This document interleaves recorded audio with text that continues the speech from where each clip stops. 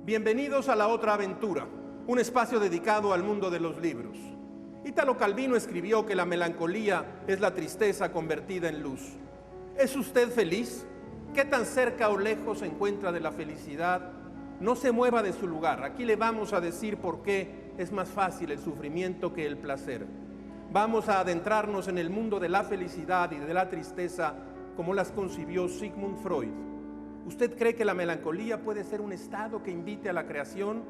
Hablaremos de la melancolía y del papel que ha jugado en la vida de algunos escritores y otros artistas. También tocaremos la orilla desesperada del suicidio de Hemingway, Virginia Woolf, Cesare Pavese. Desde luego, nos acercaremos a la mesa de novedades y hablaremos del Werther de Goethe en Más allá del presente. Estamos en el edificio de las Ajaracas, donde se guarda un importante acervo fotográfico del gobierno de la ciudad. Les recuerdo que fue Adolfo Bioy Casares quien escribió que leer era la otra aventura y que la primera era, probablemente, la vida misma. Estamos pues en la otra aventura.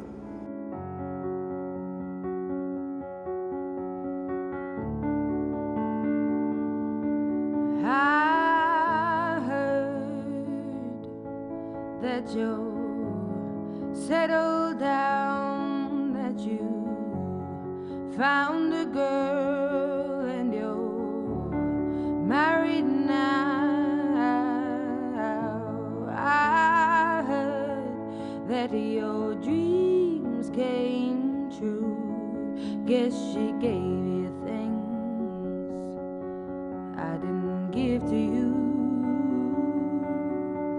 Old friend, why are you so... Desde hace algún tiempo circula en librerías Contra la felicidad, en defensa de la melancolía de Eric C. Wilson, publicado por Taurus. En este libro, Wilson expone la forma en que el sueño americano exige la felicidad a toda costa, pero una felicidad a través del artificio, de terapias carísimas con psicoanalistas y con ayuda del Prozac y otro tipo de medicamentos. Wilson argumenta que la melancolía no es necesariamente un estado del cual haya que huir como si fuese la peste, sino que se trata de un estado reflexivo e introspectivo que de hecho ha sido el detonante para la creación y el autoconocimiento. Wilson cuenta la historia de artistas a quienes la melancolía les proporcionó la introspección necesaria para crear sus grandes obras. Por ejemplo, Herman Melville, en Moby Dick, expresó el desamparo y la tristeza en casi todos sus personajes. De hecho, la melancolía de Ismael, el protagonista, lo lleva a embarcarse en el Pecos. Y a pesar de las aventuras de este libro de la ballena blanca y de la obstinación del capitán Ahab, uno de los temas principales de Moby Dick es la relación entre la tristeza y la profundidad. Por desgracia, este libro no tuvo el éxito comercial que se esperaba y sus siguientes libros fueron prácticamente un fracaso, lo que no impidió que Melville siguiera escribiendo hasta el final de sus días. Otro ejemplo es el de Händel, el músico, quien a sus 46 años se encontraba en la pobreza, con pésima salud y una profunda depresión. Pero de pronto fue invitado a componer la música para un libreto basado en la vida de Cristo y se puso a trabajar con una energía que desconocía.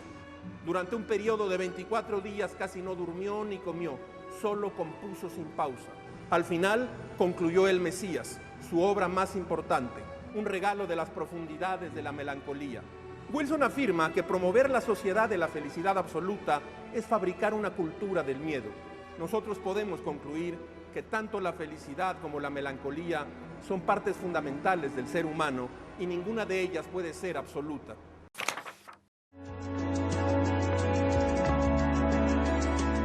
La melancolía, la tristeza y el miedo han llevado al suicidio a grandes escritores. ¿Puede la melancolía convertirse en una enfermedad grave? Ernest Hemingway fue un escritor prolífico e innovador que participó como corresponsal en la Segunda Guerra Mundial y en la Guerra Civil Española. Su calidad literaria se basa en un estilo intenso y depurado, así como en una veracidad emocional. A pesar de haber sido un escritor reconocido en su tiempo, pues recibió el premio Pulitzer en 1953 por El viejo y el mar, y un año después el premio Nobel de Literatura, el final de sus días estuvo marcado por el alcoholismo, la locura y la terrible sospecha de que no era un buen escritor.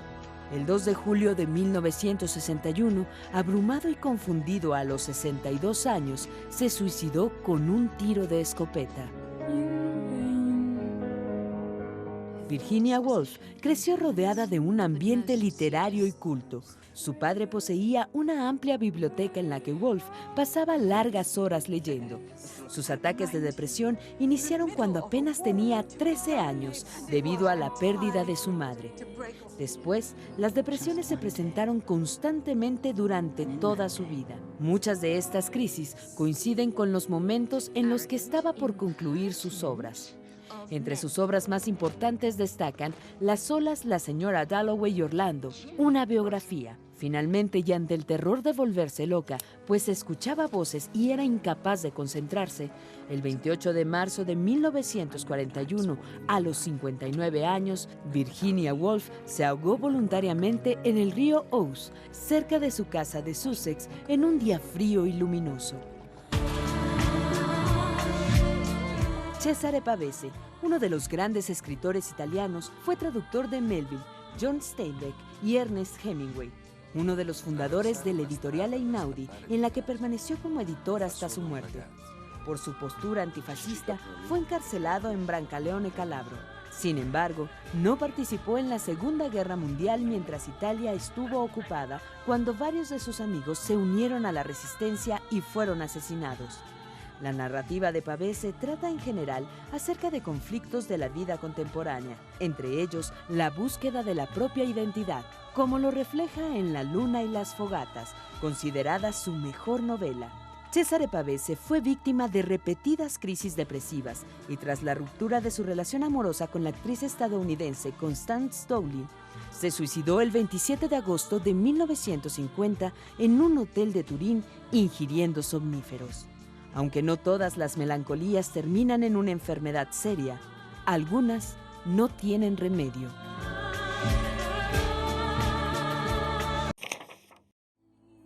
Todo buen lector busca estar al día y a la vez más allá del presente. Las librerías expulsan con increíble rapidez a los libros nuevos, se diría que trituran novedades. En 1969, Salvat Editores publicó en su colección Biblioteca Básica Werther, de Goethe. Se trata de una novela escrita durante el romanticismo, cuando las personas sensibles eran consideradas seres superiores y almas bellas. El protagonista, el joven Werther, se enamora perdida y desmesuradamente de Carlota, una hermosa mujer comprometida y con la cual no tiene ninguna oportunidad. Por si fuera poco, se hace amigo de Alberto, el prometido y luego esposo de Carlota. Werther no solo está enamorado, además es un alma solitaria en una sociedad que no le gusta, de modo que sus reflexiones y observaciones a través del filtro del amor dicen mucho de su sociedad contemporánea, la de 1776, de sus miedos, de la belleza, de la desdicha. El joven Werther finalmente recurre al suicidio, una vez que, al fin, se da cuenta de que Carlota nunca corresponderá a su amor. Esta novela, cuyo tema sobrepasa el amor y profundiza en la existencia misma, dio origen en su momento a la Werther Fever, la fiebre de Werther. Los hombres jóvenes de Europa vestían la ropa que Werther usaba en la novela y supuestamente provocó directamente el suicidio de muchos lectores. Regresemos a esta novela, averigüemos si el romanticismo del joven Werther sigue aún vigente. De la mesa de novedades tomemos el libro de Héctor de Mauleón, La perfecta espiral, recién publicado por Planeta bajo su sello editorial Joaquín Mortiz. Estos 9 cuentos poderosos, publicados originalmente hace más o menos 10 años y puestos a circular de nuevo en este volumen, abordan el misterio y lo inexplicable como pretextos para el desarrollo de las historias. Se trata de objetos cotidianos que se niegan a funcionar como lo que son, de encuentros inesperados en dimensiones temporales distintas, de espacios en la ciudad que creemos comunes y corrientes, pero que guardan misterios, secretos y crímenes. Estos 9 cuentos narran la parte de la ciudad que, aunque habitamos y creemos conocer, nos es completamente ajena y que gracias a de Mauleón vemos con otros ojos, con otro ánimo. Se trata de cuentos melancólicos de espanto. Después de leer estos relatos, uno puede toparse con un fantasma a la vuelta de la esquina o encontrar un espectro en su propio hogar. Circula en librerías un libro polémico del ensayista francés Michel Onfray, Freud, El crepúsculo de un ídolo, publicado por Taurus. Placer y desdicha, duelo y melancolía, dos pares centrales en el método freudiano para esclarecer su lugar en el alma del ser humano. Se goza poco del estado del placer. Nuestra capacidad de goce se encuentra limitada por nuestra constitución fisiológica. Un orgasmo que durara horas terminaría por destruir al sujeto que lo experimentara. El sufrimiento es más fácil, más frecuente, más duradero, más capaz de consolidarse. Llega de todas partes, pero pueden señalarse tres orígenes. Viene del cuerpo que se encamina hacia su decadencia, su destrucción, su desaparición. Proviene del mundo exterior, abundante en todo tipo de agresiones, y nace asimismo de las relaciones con los otros, un criadero de negatividades. Explica Onfray, nadie ignora que la dicha es frágil, fugaz, difícil de conseguir, y lo es cada vez más a medida que pasa el tiempo. El principio del placer, que anima a los niños ignorantes del principio de realidad, debe dejar su lugar a este último, que supone renuncias, sacrificios, privaciones, abnegaciones y por lo tanto frustraciones. Con el paso de los años, y pasan rápido, ya no buscamos de manera infantil un placer simple y fácil. Bajo los embates de la violencia del mundo, nos contentamos con disfrutar, no sufrir. Este libro de Onfray es una puerta al conocimiento freudiano y una crítica rotunda al creador del psicoanálisis.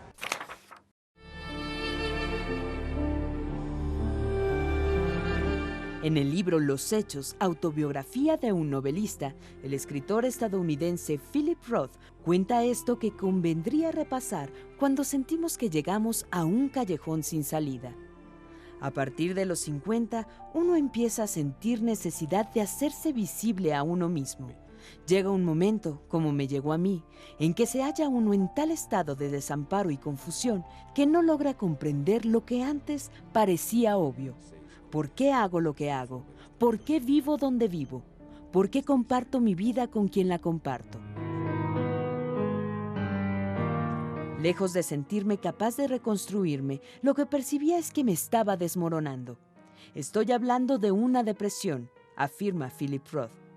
No entraré en detalles, pero era el periodo culminante de 10 años de creatividad y lo que sería una intervención quirúrgica sin importancia se convirtió en una larga tortura física. Origen a su vez de una depresión que me condujo hasta el borde de la disolución mental y afectiva. Durante el periodo de meditación posterior a la depresión, cuando empecé de modo totalmente involuntario a dedicar toda mi atención despierta a recordar cómo había empezado todo, cuando pierdes algo, te dices, está bien, vamos a repasar los últimos movimientos. Entré a la casa, me quité el saco, fui a la cocina. Yo, para recuperar lo que había perdido, tuve que regresar al momento original. Pero no descubrí ningún momento, sino una serie de momentos.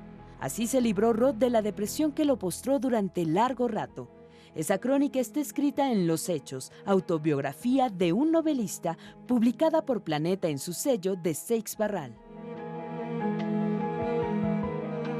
El público encontrará en esta ventana un escenario por el que pasan como ráfagas la felicidad y la desdicha de escribir, gajes del oficio, aforismos, frases, máximas. Melancolía es la felicidad de estar triste. Víctor Hugo. Hemos llegado al final de esta emisión y esta aventura. Soy Rafael Pérez Gay y los espero la próxima semana. Abres una puerta y detrás de ella aparece un mundo. Eso